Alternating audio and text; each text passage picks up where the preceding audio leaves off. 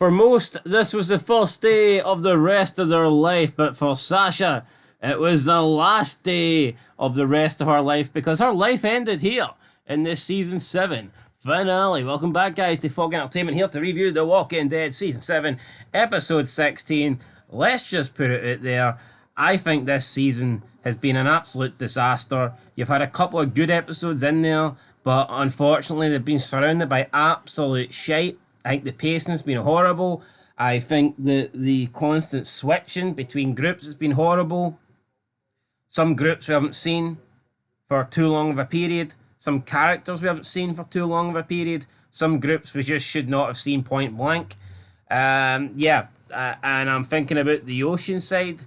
I mean, what was the Oceanside's point, by the way? Before we actually get into this episode, it seems like the only purpose they served was to give Tara a standalone episode just so she could go back and get guns. Like, could they not have just found guns elsewhere? Did the Oceanside really... Oh, but look, Negan killed all their men. It's garbage. No, it's garbage. You know, I'm counting down the days till we finish this show, and you know what? I can say it, hand on heart, I'll never rewatch The Walking Dead. I do like the early seasons, but I just don't see the point of rewatching a show. It's too long to rewatch as well. You know, it's not your average show. It's like 6, 7, 5 seasons. I mean, fucking 11 seasons, man. And it's just not enjoyable. If I was ever going to rewatch The Walking Dead, I think I would be stopped, honestly. I would probably stop after season 2. Or maybe after season 3, or at the very most, watch till Too Far's gone. I think Too Far gone. But you know, see when you're going to rewatch a series and you know that you're going to stop at a certain point, it's almost like, what is the point? Yeah, but also it outweighs, well, the point of staying longer, doesn't it, at the end of the day? I know, but like, if it's not good enough for you to want to rewatch the whole thing, then, you know, it's really kind of worth watching. No, it's really not, like... But, like, if, let's say Breaking Bad was shite after 2 seasons, seasons 3, 4, and 5 are shit, it would just feel weird watching it for 2 seasons on a rewatch and stopping there. It's a weird stopping point because the story's incomplete. No, it would be. And I mean, the only way to get the complete story, I guess, is to watch the show the entire way through, but honestly, watching this show the entire way through, very painful. We've not seen the last couple of seasons. Maybe it's going to be great.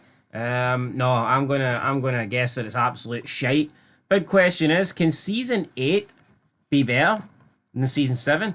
I think it should be. Realistically, I don't think there should be big chunks and groups of episodes where you're not getting Rick's group and the Saviors fighting, because they've already, like, Rick's group spent their time getting all the other locations and communities involved, so there's no real, like, ground rules or negotiations to set up. You know, we already know the sides, so therefore it should just be straightforward. Season 8 should be better. Season 7 wasn't good, and let's talk about this episode then. Just the pandering, the arse-licking of this horrible character, Sasha. Never liked fucking Sasha. They're trying to make her death feel like a big deal. Negan talking shite about how she's amazing, how she's super hot, how she's got lady balls, and that if she was a man, she'd still feel the same way. No, if she was a man, her fucking head would have been bashed in by Lucille the night she got there and captured. Yeah, it's like she killed loads of his men. Just breaking in. Why is he adoring her? Why is Negan... Hold on. See if Negan really cared. See when he smacked Abraham over the head, and Abraham was like, "Suck my nuts." Like, why didn't Negan go, fuck, you know what, I like this guy. He's got some... Patch him up. He's got a huge set. Why didn't Negan go, you know, I'm taking him, actually. He's going to be one of us. And take him to the city. Do you know what I mean? No, it's so forced, the dialogue. He can spin if it's a man. No, right. Sasha killed members of your group here, right? And then essentially, like we see the flashbacks in and out of she's in the coffin speaking with Abraham. I don't care about her speaking to Abraham. They're forcing that relationship as well. It lasted off 3 seconds. I mean, that's done. Abraham's dead and Sasha's about to die. What purpose is that serving? But the biggest problem for me is that Negan tells her, right, I'm going to kill 3 people, and she somehow negotiates it down to 1. No, someone explain. How does that make any sense? How does Sasha get it negotiated down to one? She's in no place to negotiate. And he's killing these people because of what Sasha's done. So it's like 3 men have to die because of what Sasha done. Negan has literally got unlimited wives, right? And out of the wives that we've seen, she's by far the worst. She fucking looks worse than Eugene, folks. Who are we kidding here? You know what I mean? Pickles. That's not up to standard, boss. Yeah, shoving pickles up Negan's arse. He'd probably like that, to be honest, man. But it's like Sasha's in no bargaining chips, no nothing, right? And Negan's like pretending that she's smoking. She's just not. Yeah, she's not hot, but I mean, it is what it is. Negan's going to pretend that she is. No, but it's like, see, back in like season 4 or 5, right? See, if Bob wants to go out with Sasha, that's fair enough because he's not dropping anyone to go with her. But see, fucking Abraham dropping Rosita to go with Sasha, that is retarded. That is absolutely crazy. Maybe one of the biggest mess ups in TV history. And also, fair. Bob was a shite bag. You know what I mean? He was like a beta meal. I mean, he wasn't very. I mean, his whole gimmick was he was an alcoholic medic. Yeah, he wasn't Abraham the. Abraham was the man. The big army man.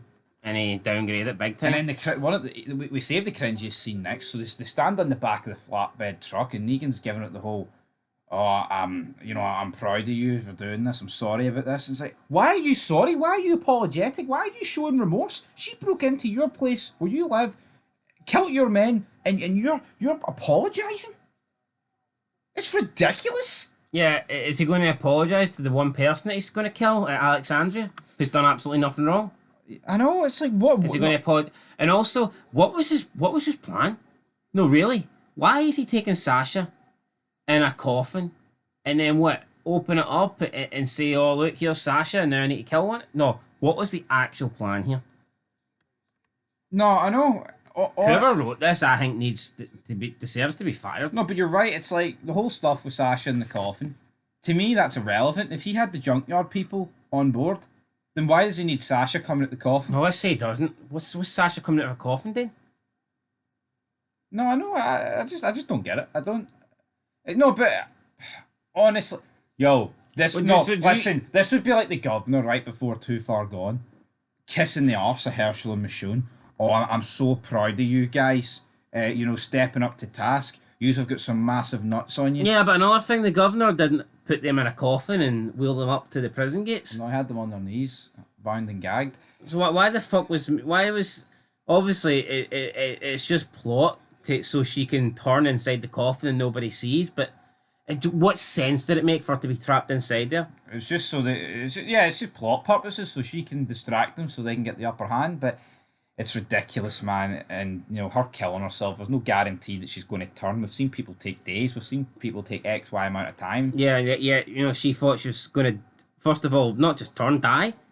She had to die first inside that coffin and then come back, reanimate it. Not believing that. I like the beginning of the episode. You've got Dwight revealing that, he wants to take Negan down. Even he was essentially only doing that shite to protect his wife. Daryl's contemplating killing him, but you know what? Do you think Daryl's just a boring bastard? Where see Daryl having Dwight up against the wall with the knife at him. To me, it was just I just get over it. And then Tara's like, "Oh, say her name. You killed her. Her name was Denise." Well, what about the 50 people Rick's group walked in to the satellite post and killed them? But they had names as well. I'm sure they were fucking fathers and sons and husbands and whatever. So. Just bullshit there. Yeah, we seen the flashback, right? But anyway, right, Dwight says he's willing. Dwight says he wants Negan dead, but Dwight played zero part in helping that. Now I get it. Dwight didn't know that the junkyard people were going to betray Rick, but it's not like what good did Dwight do in this episode? No good. Honestly, it would. It actually makes no sense. Like, I genuinely feel like Rick should have almost used that as a bargaining chip when he was on his fucking knees. Like, here, by the way, Dwight side it with us. You know what I mean? Try and get out of getting himself killed. Yeah, right, so... No, but apparently Sasha's the one that requests that she travels in a casket. And Negan's just got a casket lying around to gift her. And then Negan, he's like, I sincerely thank you for doing that.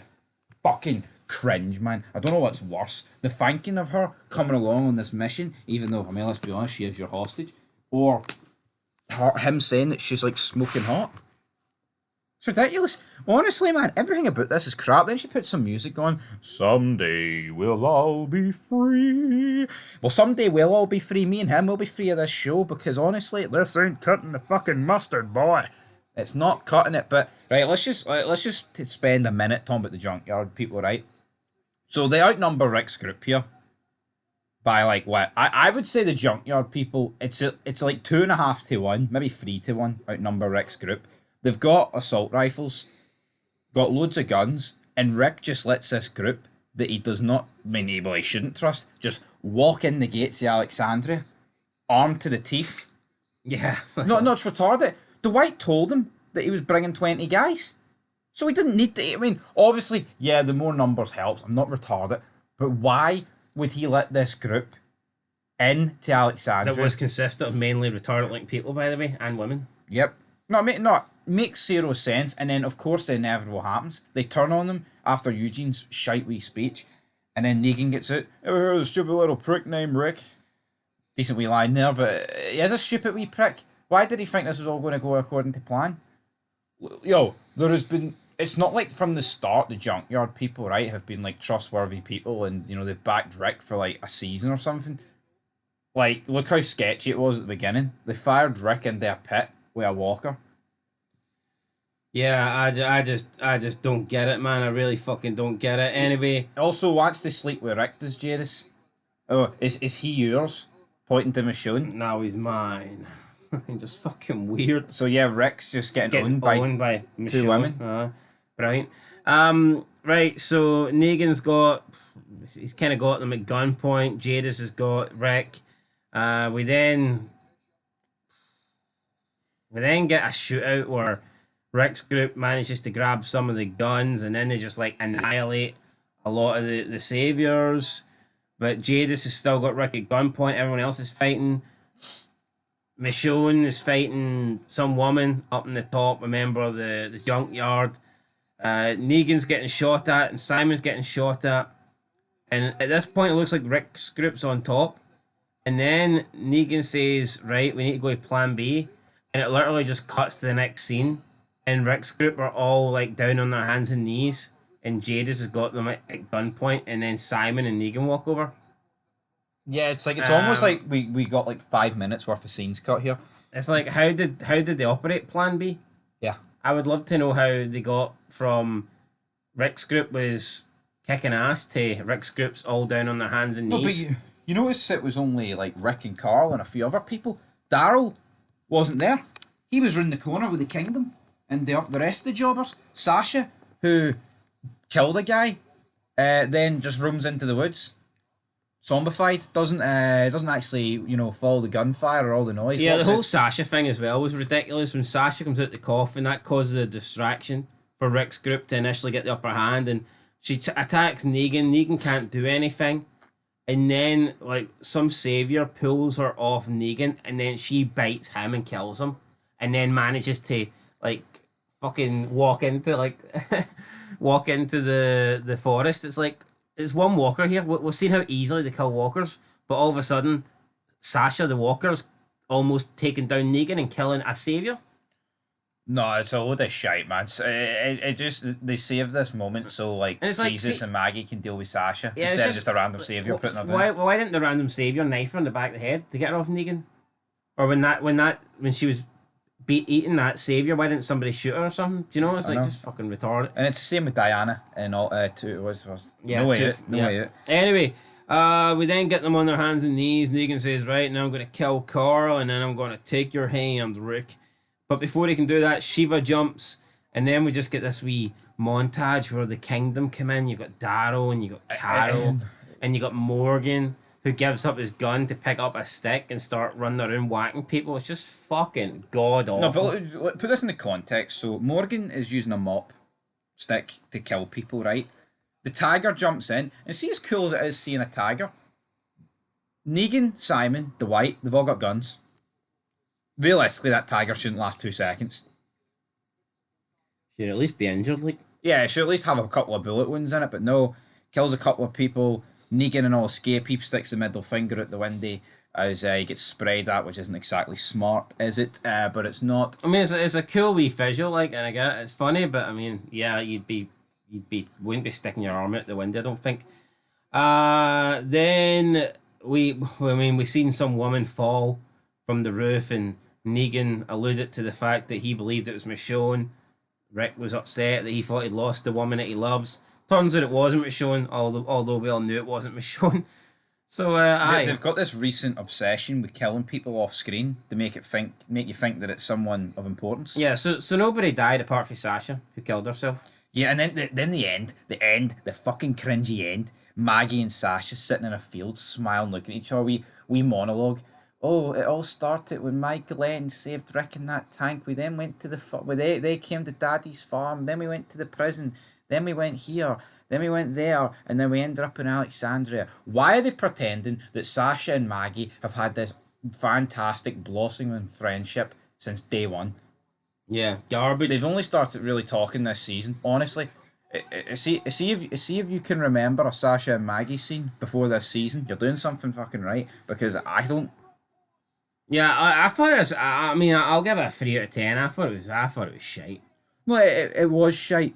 It really was. Now apparently, Dwight left a wooden figurine behind, and he wrote on it, "Didn't know." So, Dwight's innocent, guys. Who cares? Sasha's funeral, and then Negan stands up in the podium. We're going to war. Then we saw another podium. Rick, Maggie, Ezekiel standing on their podiums, speaking about, we're going to war. We're united. Yeah. But yeah, I mean, you point out another thing where Morgan had a stick and a pistol, and he was like looking through a car window, front and back. Yeah. And he was like looking under it. It's like there's no one there, Morgan. There's just nobody there. I mean, honestly, man, he was about to look up Rick's arse next, man, for saviors. I don't know, but you gave it a 3. I'll give it a 3. You know what? The only thing I'll say that's good about this episode is it sets up season 8 in a much better way than most things this season have ended. Apart from like episode 1, it should just be straight to war. But as we know, episode 1 of season 8. Rick decides to waste all his fucking ammo at the sanctuary. Just sprays it into the wall. Another ridiculous scene. And I don't know if it's this show, right? But we review a lot of shows, and it's a lot with fear as well. Do you not think we just go through plot holes in this show? Yeah, it's almost like it's not like you're looking for them. Like we don't do it with other shows. I'm not saying we don't do it because there's none, because we do it. Like, there is a lot of shows out there that, you know, have a plot hole here or there. But I feel like in The Walking Dead, man, there's about 10 an episode. Not even exaggerating, man. It's ridiculous. It is. It's crazy. Anyway, 3 out of 10. That's season 7 wrapped up. Ranking, Fairy Feds, coming soon.